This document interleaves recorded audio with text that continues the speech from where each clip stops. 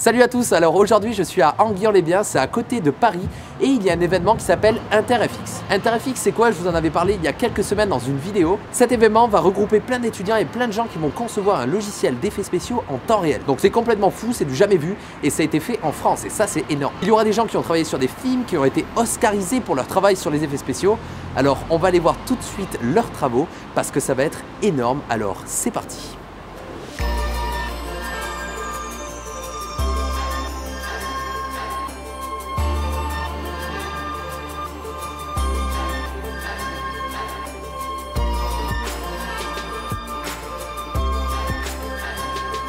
Nous voici donc dans la salle où va se passer le Ultracaton.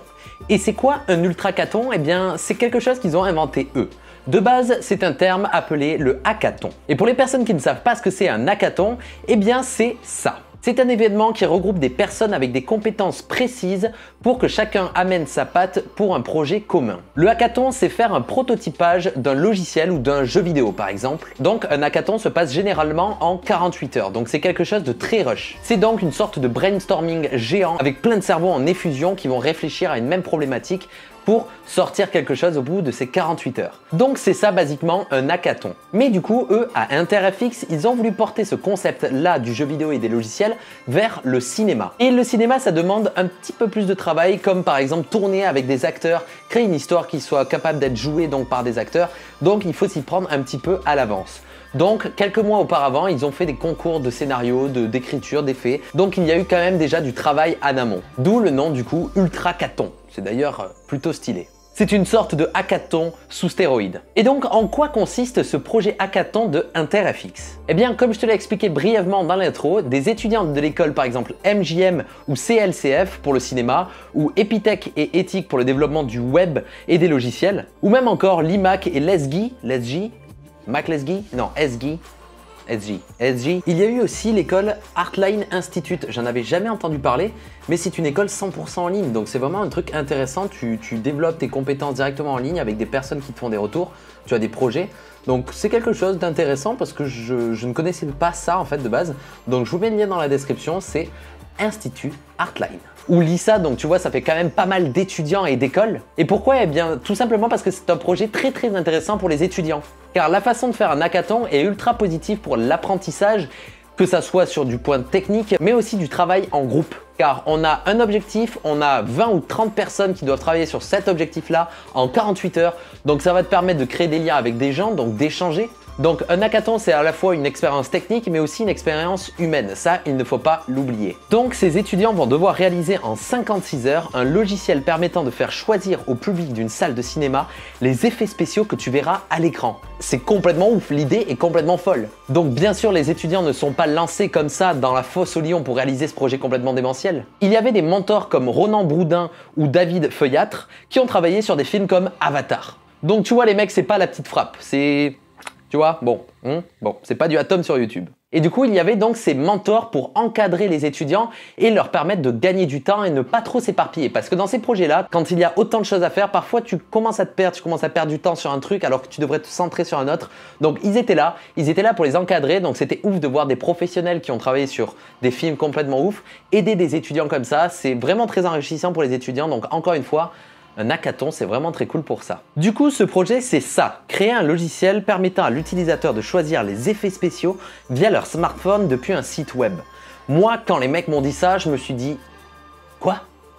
Car vraiment, c'est du jamais vu. T'imagines quand même l'idée comme elle est folle? En gros, tu vas au cinéma, tu vas voir le nouveau Transformers, et là, on te dit que tu peux choisir entre le Transformers qui se transforme en Chevrolet Camaro trop stylé ou en Dodush. Du coup, ça peut être trop fun de changer ça et de voir comment l'histoire va interagir avec ça. Ça me fait penser un petit peu en fait au livre dont tu es le héros, tu sais.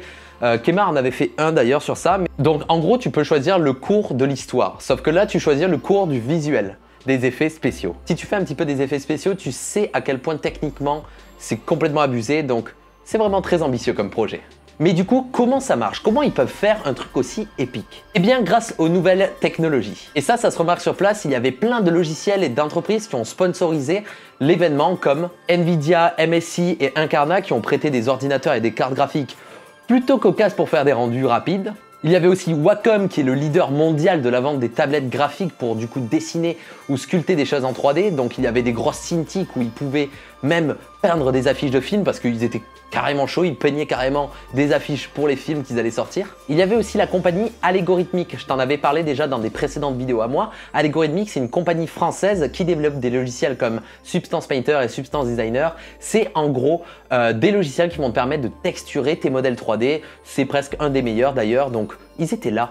Et encore une fois, c'est des Français, ça c'est cool. Il y avait aussi Range Computing et Chaos Group qui ont permis d'avoir des render farms. C'est quoi des render farms? Eh bien, si tu fais pas de la 3D, ça va être un peu flou pour toi, mais en gros, ce sont des entreprises qui te permettent en fait d'avoir des serveurs avec beaucoup de processeurs ou des cartes graphiques maintenant, où tu vas pouvoir donc envoyer tes fichiers 3D si tu as un PC de merde pour les rendre là-bas dans le cloud moyennant un financement, c'est normal.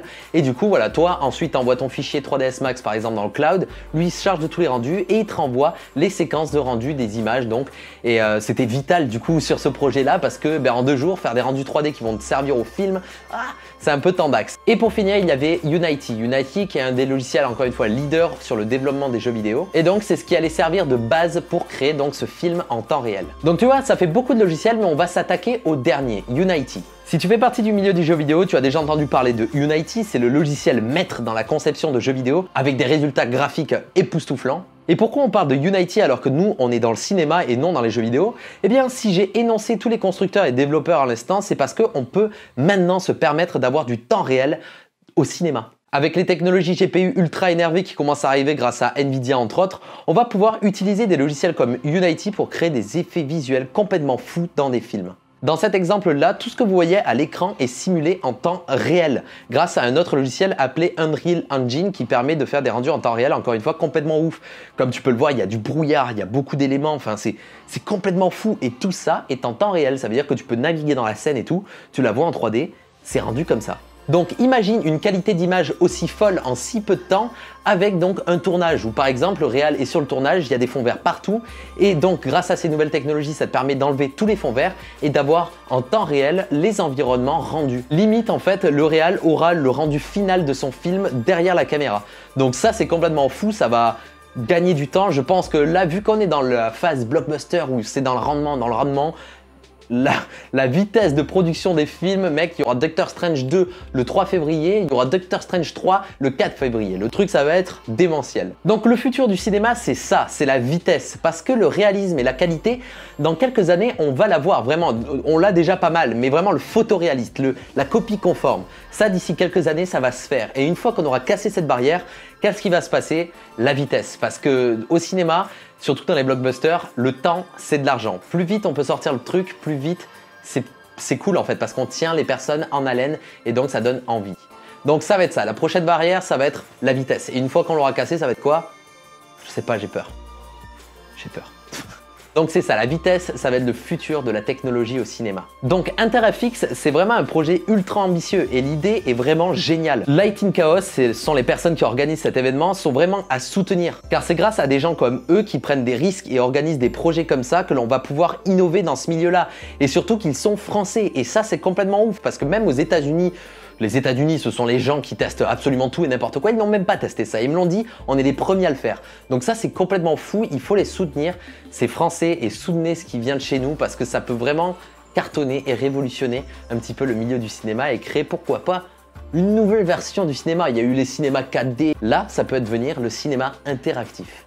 Et ça, c'est ouf. Je dis beaucoup le mot ouf, mais en même temps, c'est ce que je ressens en fait, vis-à-vis de ce truc. Donc je vais calmer les oufs, pardon. Donc sur l'événement, c'était vraiment impressionnant de voir autant de personnes travailler sur un même projet.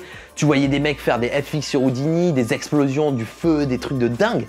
Et à 5 mètres, tu voyais des gens faire de la modélisation 3D ou du compositing sur Nuke. Et de l'autre côté de la salle, tu avais des mecs qui faisaient du codage sur des logiciels et les sites internet. Juste petite parenthèse, ces mecs-là, ils ressemblaient vraiment aux hackers qu'il y a dans Mister Robot. Les mecs, ils étaient là, trop chaud. Tu sais, limite, tu lui dis bonjour, il va te regarder, j'ai hacké ta carte bleue. Quoi? Non, mais en vrai, c'était très impressionnant de voir ces gars-là bosser. Il y avait vraiment des quartiers, c'était vraiment très optimisé et ça marchait vraiment trop bien. C'était fou à voir en fait. Et donc, comme je te l'ai dit, le hackathon, c'est ultra fatigant parce que tu ne dors jamais, tu es tout le temps concentré, tout le temps productif. Donc, ce que tu peux te permettre, ce sont des micro-sommeils. Ce sont vraiment des sommeils de 1 heure, 2 heures, grand max. Donc, ils ont pensé à tout.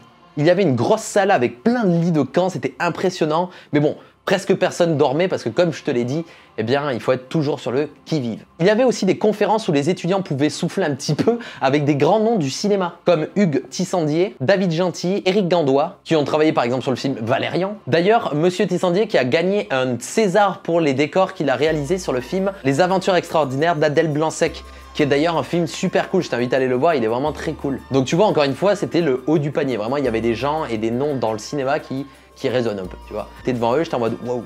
Moi j'étais avec ma petite caméra, bonjour, je fais des vidéos sur YouTube. En face t'as un mec, oui, moi j'ai fait les effets spéciaux d'Avatar, t'es en mode ah. Bon. Et ensuite, une fois le temps terminé, et bien 10 minutes plus tard, même vraiment 10-15 minutes plus tard, il y avait la projection du coup au cinéma, dans une salle gigantesque. Mais malheureusement, le logiciel n'a pas fonctionné correctement et du coup, ça n'a pas marché. Mais ce n'est pas grave du tout. Le plus important dans ce genre d'événement, c'est l'initiative. Et comment se construit le truc. Le résultat final, c'est juste du bonus. C'est quand même le but, il faudrait que ça marche, mais c'est une sorte de bonus. Le plus important dans ces événements-là, c'est l'expérience sur le moment de tous les étudiants qui travaillent, qui apprennent ensemble, qui échangent, qui créent des liens et pourquoi pas même des amitiés, pourquoi pas. On est complètement fou. En général, quand on est dans la merde sur un même projet avec quelqu'un d'autre, forcément tu deviens un peu ami avec. Donc ça a vraiment été une expérience super cool à voir et j'encourage les personnes qui font des études dans le cinéma ou même les jeux vidéo de faire des hackathons ou du coup des ultra-hackathons. Tu vas pouvoir te faire des potes qui partagent la même passion que toi et créer des trucs vraiment sympas. D'ailleurs, on me dit à l'oreillette qu'il devrait y avoir une nouvelle édition d'InterFX, donc c'est à garder au coin de son esprit. C'est vraiment ce genre de choses qu'il faut soutenir, surtout que c'est français et qu'ils essayent de créer des nouvelles choses qui peuvent potentiellement faire avancer le cinéma dans une direction. Donc allez leur donner de la force, je compte sur vous. J'espère que cette vidéo t'a plu et que ça t'a permis de découvrir le milieu un petit peu du hackathon et aussi du coup de découvrir InterFX. On se retrouve très prochainement pour de nouvelles vidéos, c'était Atom. Ciao.